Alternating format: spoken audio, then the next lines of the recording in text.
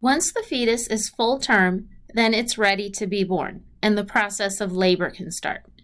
Nobody knows for sure exactly what makes labor start, but once it does start, it is a positive feedback cycle. So we can go through this cycle of what happens.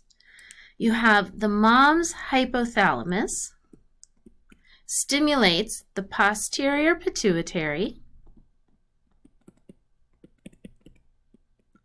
to secrete oxytocin. Oxytocin stimulates the uterus to contract.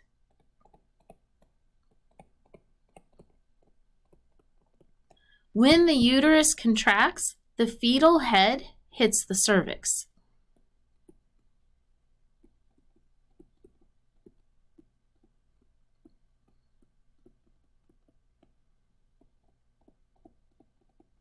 This causes the cervix to open a little bit.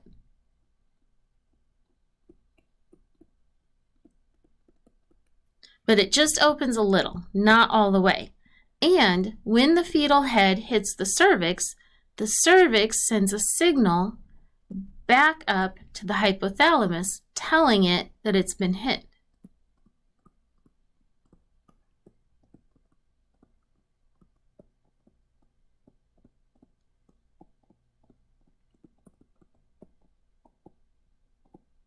So now we've gone full circle. So now we're ready for round 2.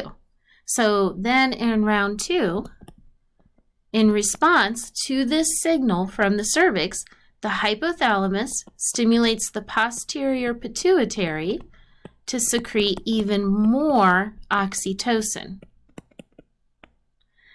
This higher level of oxytocin causes a stronger uterus contraction.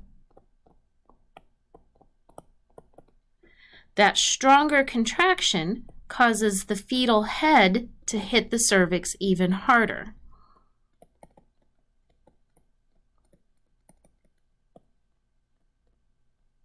This causes it to open even more.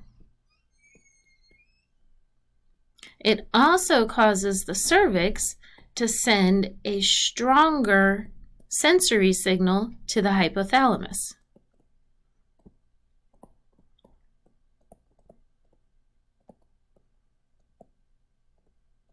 In response to this stronger signal to the hypothalamus then stimulates the posterior pituitary to secrete even more oxytocin, and that causes a much stronger contraction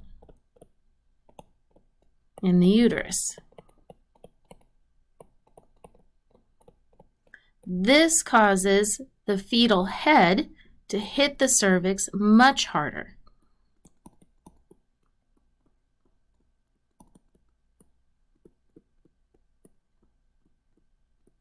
This causes more opening of the cervix and an even stronger signal up to the hypothalamus.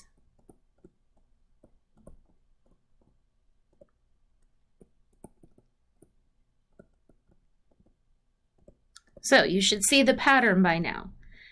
The labor is positive feedback. You keep going through this cycle, and with each turn through the cycle, it gets stronger and more intense. So labor starts off mild.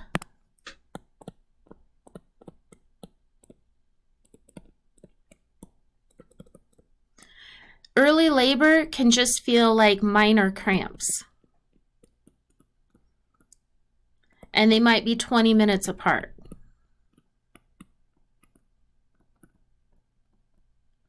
But as it progresses, the pain gets more intense. The pain is from the uterus contracting.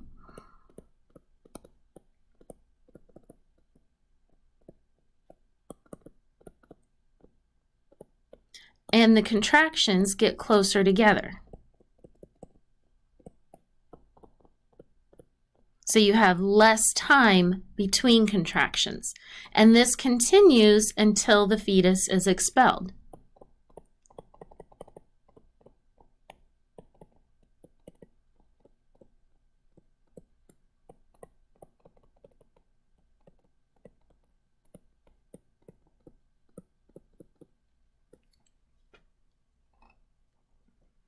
So there are two things being accomplished during labor.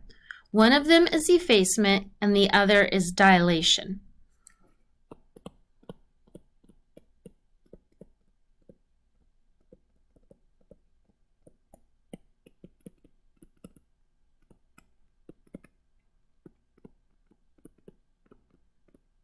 Effacement is thinning of the cervix.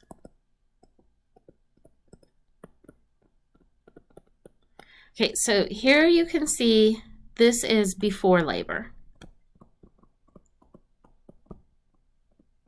And the cervix is thick.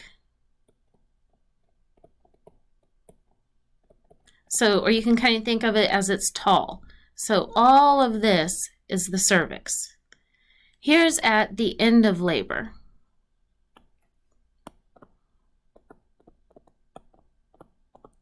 The cervix is thin, or it's short. It's only right here.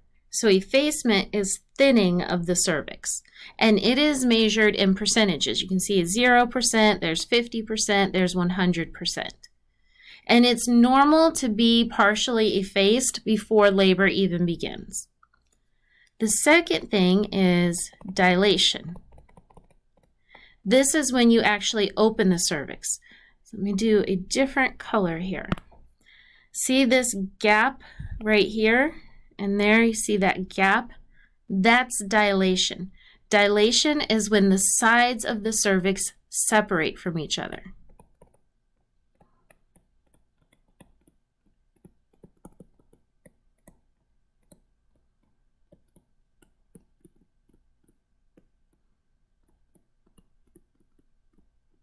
And it opens up all the way around a circle. So here's showing the dilation, these circles. You can see the cervix opens up, the sides spread apart from each other. And you have to get to 10 centimeters.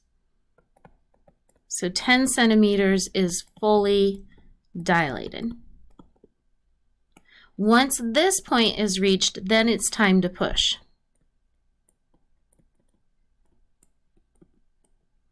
And to give you an idea of 10 centimeters, it's about the width of your hand.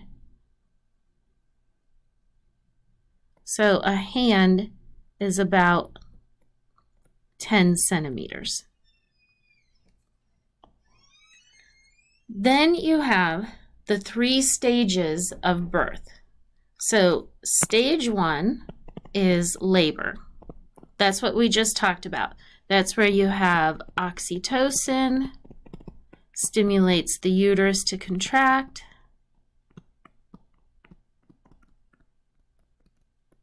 And the fetal head hits the cervix.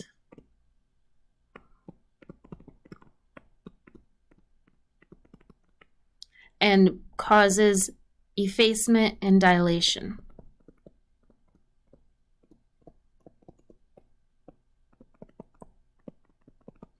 Also during this time, the water breaks. So what that means is the amniotic sac full of amniotic fluid breaks.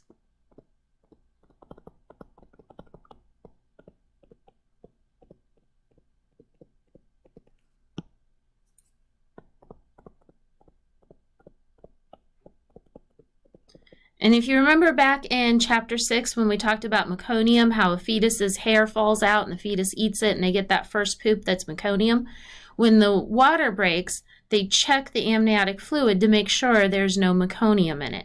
Because if there is, then that can get into the baby's lungs and that can be very dangerous. The second stage of labor, or second stage of birth, is expulsion. So this is when the mother pushes the fetus out.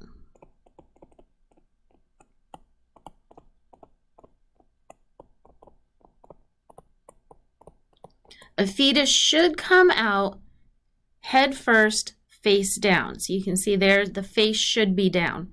If the fetus is flipped over so that they're face up, then the labor is inefficient because the angle makes the fetal head hit more against the lower back rather than against the cervix. And that's called back labor. And back labor is much more painful than regular labor, and it's slower because you're not efficiently hitting the cervix. So the fetus should come out head first, face down. And if they're in a different position besides head first, then that is breech birth. Then step 3 is delivery of the placenta.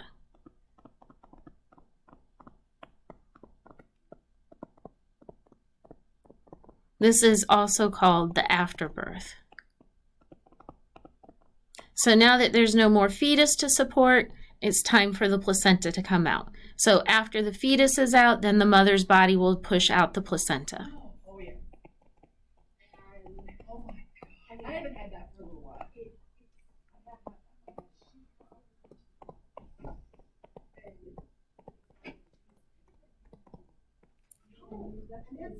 All right, so there is what happens once the fetus is full term and it's time to be born.